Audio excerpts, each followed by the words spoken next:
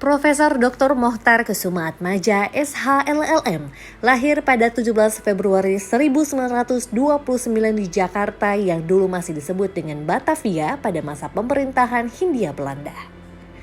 Beliau merupakan seorang akademisi dan diplomat Indonesia yang pernah menjabat sebagai Menteri Kehakiman dan Menteri Luar Negeri. Mochtar merupakan seorang ahli di bidang hukum internasional di mana gelar sarjananya ia peroleh dari Fakultas Hukum Universitas Indonesia.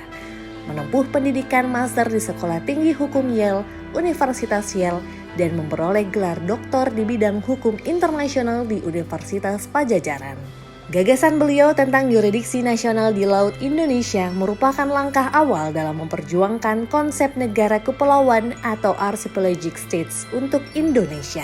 Kedaulatan negara dan potensi kelautan saat ini bisa dinikmati oleh Indonesia atas buah pikiran dan perjuangan dari seorang Mochtar Kusumaatmadja.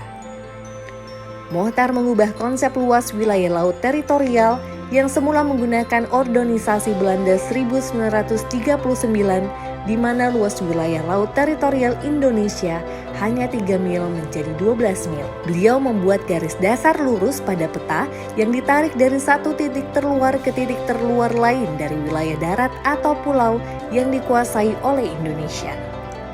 Metode ini disebut dengan point to point sehingga seluruh kepulauan Indonesia diikat sabuk straight baseline, di mana wilayah perairan dan daratan menjadi satu kesatuan yang disebut dengan Kepulauan Indonesia.